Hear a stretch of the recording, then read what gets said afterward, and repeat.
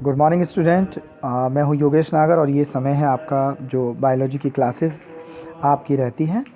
और इसमें बायोलॉजी की क्लास में इस समय हम 11वीं क्लास चैप्टर है प्लांट किंगडम। इस चैप्टर के जो रिलेटेड हमने अभी तक पढ़ा है उसमें हम जो लास्ट टर्न पर पढ़ रहे थे वो था ब्रायोफाइट में आपने फ्यूनेरिया की स्टडी करी है।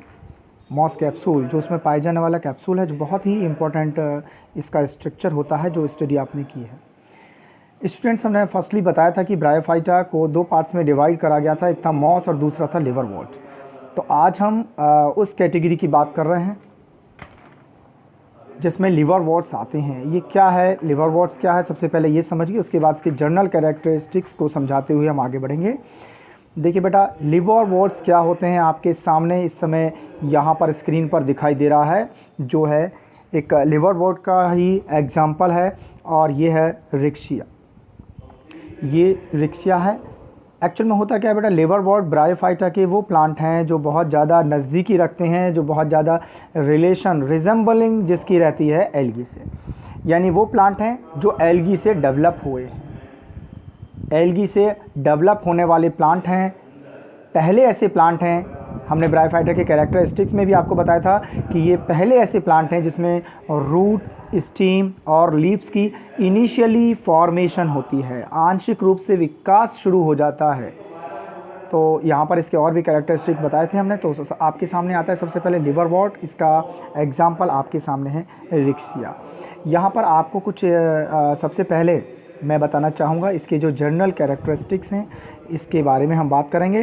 तो जर्नल कैरेक्टरिस्टिक्स में हम यहाँ पर देखते हैं सबसे पहले लिवरवॉर्ट। ध्यान से देखेंगे आप, जो ये लिवरवॉर्ट्स है यहाँ पर दिया है द थैलॉइड बॉडी। देखिए बेटा, हम जानते हैं इसकी थैलॉइड बॉडी है, ये थैलॉइड बॉडी यहाँ पर आप लिखा हुआ देख रहे हैं, थैलॉइड बॉडी। थैलॉइड बॉडी का मीन्स होता है वो प्लांट बॉडी जिसमें लीव, स्टेम और रूट्स नहीं होती हैं। ठीक है, तो ये अभी आपने इसकी जो दूसरी कैटेगरी पढ़ी थी फ्यूनेरिया, इससे पहले वो भी इसी किंगडम का ही है, लेकिन वो इससे ज़्यादा डेवलप है, क्योंकि आपने उसमें देखा था कि उस फ्यूनेरिया में इनिशियली रूट, स्टेम और लीव का डेवलपमेंट शुरू हो गया था। लेकिन जब आप बात करते हैं लिवरवॉर्ट्स की, तो लिवरवॉर्ट्स मॉस से किस तरीके से डिफ़र हैं, तो हम ये कह सकते हैं कि लिवरवॉर्ट्स एल्गी से प्रोड्यूस होने वाले, एल्गी से डेवलप होने वाले प्लांट हैं। लिवरवॉर्ट्स एल्गी से डेवलप होने वाले थैलॉइड बॉडी वाले प्लांट हैं। और इससे जो मॉस है इसके बाद डेवलप होगा, इससे जो मॉस डेवलप होता है, यानी फ्यूनेरिया जैसे प्लांट डेवलप होते हैं। तो यहाँ आप लिवरवॉर्ट पढ़ रहे हैं कि सबसे पहले आपने देखा कि इसमें लीफ, स्टीम ऐसी कोई स्ट्रक्चर नहीं होता, बॉडी थैलॉइड होती है। दूसरा इसका सबसे इम्पॉर्टेंट बात होती है कि इसमें वेस्कुलर टिश्यू नहीं होता और ना ही स्क्लेरल काइमेटा टिश्यू होते हैं। बेटा, आप वेस्कुलर टिश्यू जानते हैं कि जो पौधे में जो वेसल्स होती हैं, जो इसमें फूड और वाटर और जो मिनरल्स का जिसके द्वारा ट्रांसपोर्टेशन होता है, जो आप जानते हैं जैसे जाइलम और फ्लोएम। तो ये जाइलम और फ्लोएम वेस्कुलर टिश्यू की फॉर्म में हम इसको जानते हैं, तो इसमें ये एब्सेंस होते हैं। यानी लिवरवॉर्ट्स में वेस्कुलर टिश्यू नहीं होता और ना ही स्क्लेरल काइमेटस टिश्यू होता है। इसका एक रीज़न ये भी है स्टूडेंट्स कि ये बहुत ही जो लिवरवॉर्ट्स हैं ये नियर अबाउट वाटर कंडीशंस में पाए जाते हैं, जहां पानी बहुत नज़दीक होता है। तो इनकी सेल लगभग डायरेक्टली जो टच रहती है, डायरेक्टली वाटर के टच रहती है, और वाटर की ज़्यादा एबोंडेंट एक परसेंटेज यहाँ होती है। ये आप जान चुके हैं कि जहाँ ज़्यादा नमी होती है, पानी होता है, या जहाँ पर छाँव पाई जाती है, तो वहाँ पर ये डेवलप होते हैं लिवरवॉर्ट्स। तो यहाँ ध्यान देने की बात क्या है, सबसे इम्पॉर्टेंट बात यहाँ आपको ये बताई जा रही है कि ये थैलॉइड बॉडी हैं, इनका स्ट्रक्चर थैलॉइड बॉडी है। इसके साथ ही वेस्कुलर टिश्यू कम्प्लीटली एब्सेंट है और स्क्लेरल काइमेटस टिश्यू भी एब्सेंट है। इसके साथ अगला आता है यूनिसेल्युलर ब्रांचेड, यूनिसेल्युलर अनब्रांचेड राइजोइड्स पाए जाते हैं। यानी राइजोइड्स आपने इससे पहले भी फ्यूनेरिया में देखे थे, यानी यूनिसेल्युलर है, केवल एक सेल के बने हुए हैं, यूनिसेल्युलर हैं, अनब्रांचेड राइजोइड्स पाए जाते हैं। इसकी बड़ा इंपॉर्टेंट ये भी एक कैरेक्टरिस्टिक्स है। अगला आता है male gamete move to female gamete by the water. देखिए इसमें oogamous टाइप का जो फर्टिलाइजेशन पाया जाता है, जिसमें oogamous में हमने आपको पहले बता दिया था कि इसमें जो फीमेल गैमीट है वो नॉन मोटाइल होता है, फीमेल गैमीट मोशन में नहीं रह सकता, जबकि मेल गैमीट जो होता है उसमें मेल गैमीट में मोशन होता है। oogamous टाइप, oogamous आपको पहले बता दिया गया था। तो ये मेल गैमीट मूव करता है फीमेल गैमीट पर, किसके साथ, किसके द्वारा? कैरियर एजेंसी कौन होती है? कैरियर एजेंसी वाटर होती है। और ये वाटर, इसमें जो कैरियर एजेंसी है, इसी के बेस पर हम इसको ये कह देते हैं कि जब इसमें एक वाटर कैरियर एजेंसी है तो ये बहुत रिजेंबल करते हैं जो एक्वेटिक कंडीशन में रहने वाले प्लांट हैं जिनको एल्गी बोलते हैं। इसी बेस पर जो ब्रायोफाइटा है उसको एम्फीबियन किंगडम भी बोला जाता है। एम्फीबियन किंगडम यानी जो दो तरह की हैबिटेट से रिजेंबल करता हो, दो तरह की क्लाइमेट कंडीशन से रिजेंबल करता हो, तो वो कहलाता है एम्फीबियंस।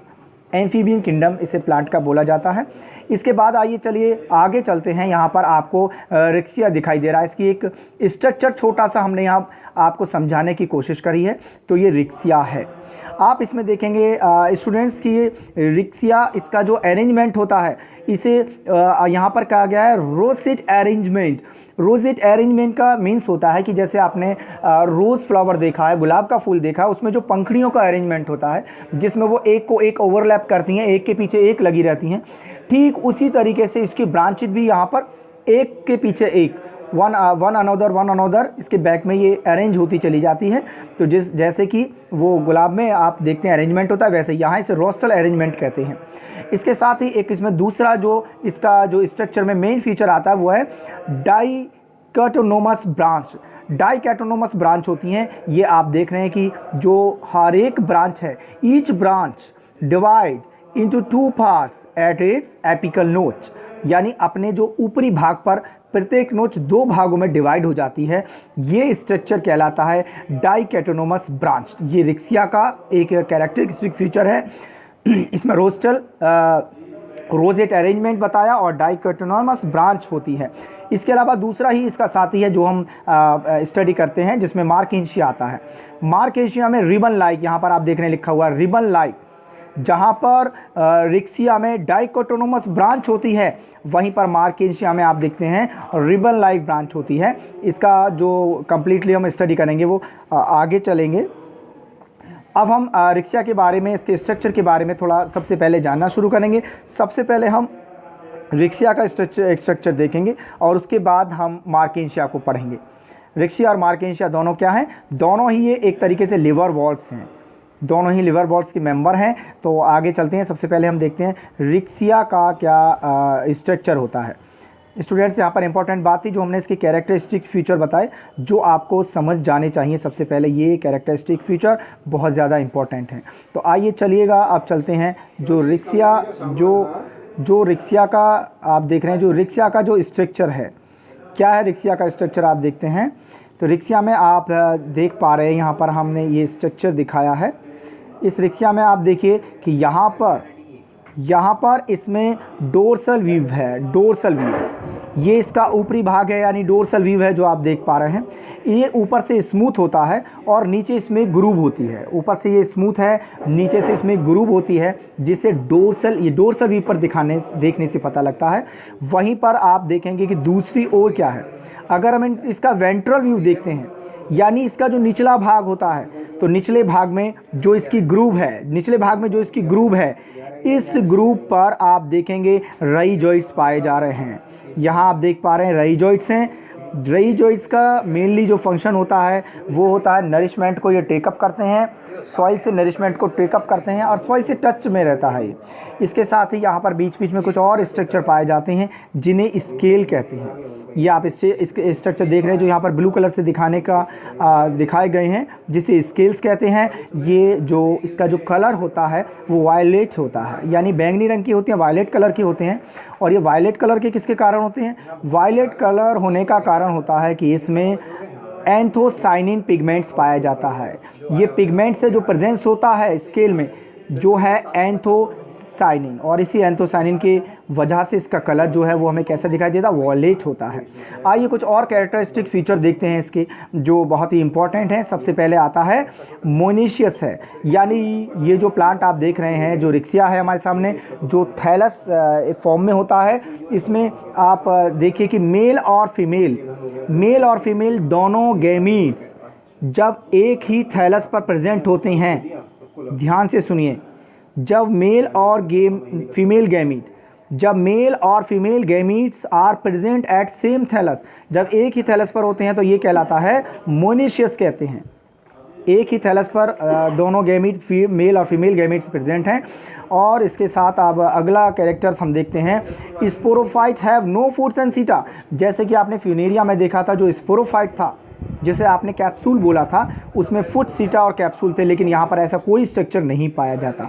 और अगला अगर हम इम्पोर्टेंट बात आपको बताएं कि इसमें जो ये गैमीट होते हैं, मेल और फीमेल जो गैमीट हैं, मेल और फीमेल गैमीट, ये थैलस की जो ऊपरी सरफेस है, जिसे आपने अभी यहाँ पर देखा था, इसका डोर्सल व्यू जब हम देखते हैं तो इसकी जो ऊपरी सतह है, इस पर ये अलग अलग कैविटी में मेल और फीमेल गैमीट्स की कैविटी होती हैं, जिसमें मेल और फीमेल जो गैमीट्स हैं वो अरेंज होते हैं। यानी डोर्सल व्यू पर ऊपर छोटे छोटे छिद्र पाए जाते हैं, जिन छिद्रों में, जिस पोर में अलग अलग ये कैविटी होती हैं, जिसमें मेल और फीमेल गैमीट अरेंज होते हैं। इसके साथ अगर हम कुछ और स्ट्रक्चर देखते हैं तो अब ये मेन स्ट्रक्चर है। और अब आते हैं इसकी जो रिप्रोडक्शंस, इसकी क्वालिटीज़ होती हैं। रिप्रोडक्शन कितने टाइप का इसमें होता है, तो यहाँ पर हम उसे देखेंगे, रिप्रोडक्शन कितने टाइप का इसमें होता है। तो सबसे पहले हम यहाँ पर एक ये चार्ट है जिसमें दिखाया गया है रिप्रोडक्शन। तो बेटा इसमें जो रिप्रोडक्शन है आप देख रहे हैं कि सबसे पहले है यहाँ पर वेजिटेटिव रिप्रोडक्शन और दूसरा है सेक्सुअल रिप्रोडक्शन। तो मेनली जो वेजिटेटिव रिप्रोडक्शन है, सबसे पहले हम इसकी फॉर्मेशन देखते हैं, इसके टाइप्स देखते हैं। तो सबसे पहले आपके सामने आता है वेजिटेटिव रिप्रोडक्शन। आप वेजिटेटिव रिप्रोडक्शन में जानते हैं कि जिसमें कोई भी गैमीट पार्ट प्ले नहीं करता, गैमीट का फ्यूज़न नहीं होता, सीधे इसमें बॉडी 2 या 2 से अधिक पार्ट्स में डिवाइड हो जाती है, 2 या मोर पार्ट्स में डिवाइड हो जाती है, और हर पार्ट अपना अलग से एक न्यू प्लांट बॉडी बना लेता है।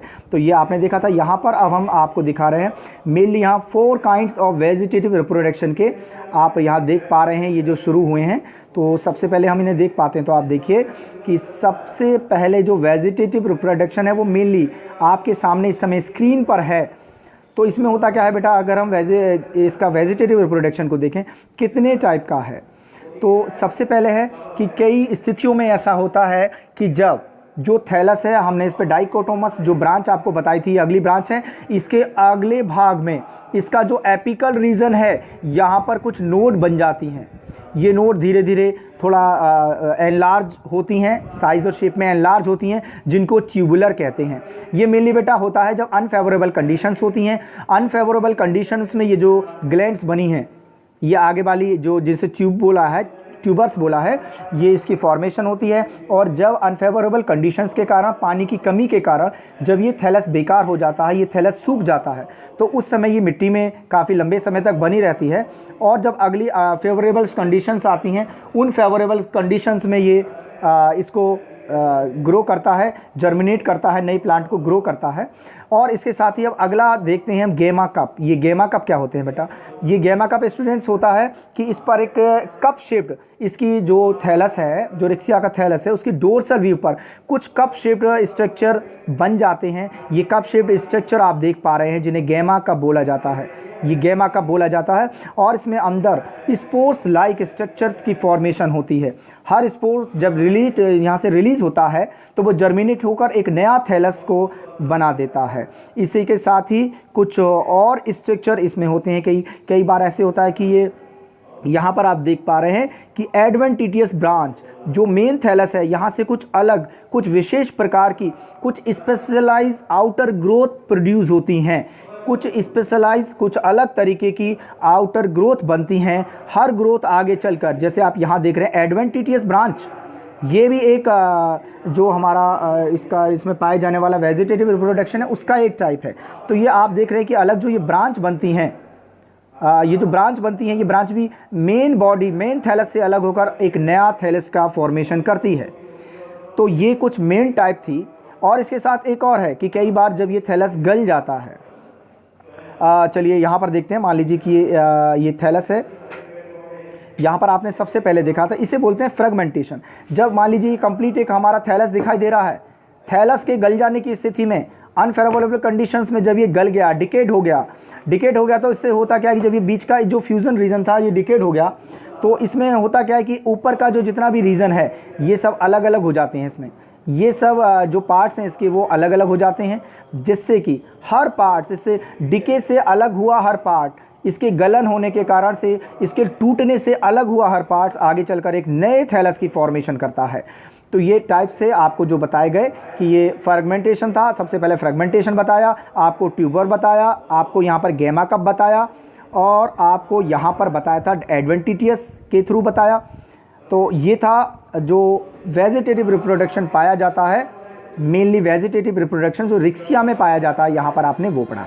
चलिए बेटा अब बात करते हैं स्टूडेंट्स, अब बात होती है हमारी जो सेक्सुअल रिप्रोडक्शन पाया जाता है, जो रिक्सिया में सेक्सुअल रिप्रोडक्शन पाया जाता है, उसकी क्या स्ट्रक्चर होते हैं, किस तरीके का वो होता है। तो ये अगर हम देखते हैं कि सेक्सुअल रिप्रोडक्शन कैसा है, तो यहाँ पर आप देख पा रहे हैं ये सेक्सुअल जो रिप्रोडक्शन है। देखिए इसमें सेक्सुअल रिप्रोडक्शन में सबसे पहले देखिए ये मेन प्लांट बॉडी है, जो अभी हमने आपको बताई थी मेन प्लांट बॉडी है। और इस मेन प्लांट बॉडी पर आप देख रहे हैं कि दो तरीके के जो गैमीट हैं, जिसमें एक आर्चिगोनियम है जो क्या होता है, जो फीमेल गैमीट होता है, और दूसरा एक मेल गैमीट का जो काम करता है, जहाँ पर मेल गैमीट की फॉर्मेशन होती है वो एंथीरिडियम होता है। दोनों ही यानी आर्चिगोनियम और एंथीरिडियम दोनों ही एक ग्रुप में पाए जाते हैं, मतलब दोनों ही अलग अलग ग्रुप्स में, अलग अलग छिद्रों में यहाँ उपस्थित होते हैं, और दोनों ही फॉर्मेशन अलग अलग करते हैं। एंथीरिडिया से बनता है एंथेरोजोइड्स, एंथीरिडियम में बनता है और एंथेरोजोइड बनता है। ये आप देख पा रहे हैं, ये एंथेरोजोइड की फॉर्मेशन हुई है एंथीरिडियम में, और ये आर्चिगोनिया है, आर्चिगोनियम में एग सेल पाई जाती है।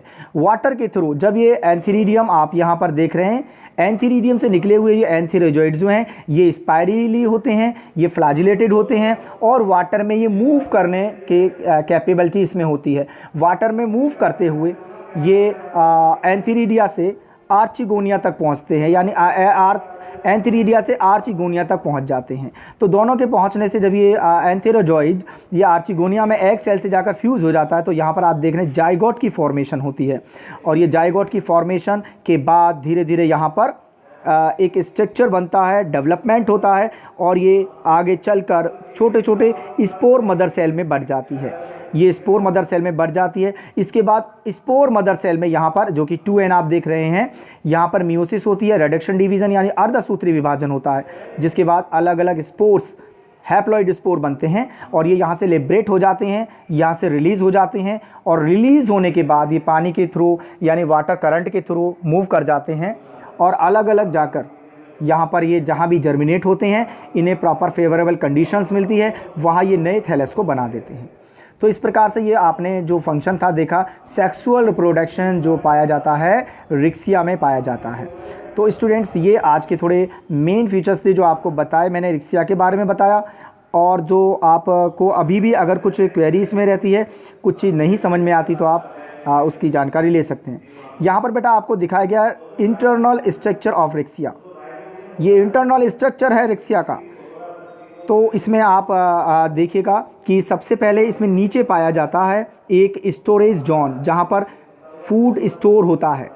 ऊपर वाला रीजन होता है जहाँ पर एक आप देख रहे हैं कि फिलामेंट पाए जाते हैं, ये फिलामेंट पाए जा रहे हैं, एयर चैम्बर पाए जाते हैं, एयर स्पोर पाए जाते हैं, और सबसे ऊपर वाली सेल जो क्या कहलाती है, एपिडर्मिस सेल कहलाती है, जो इसका सुरक्षात्मक आवरण बनाती है।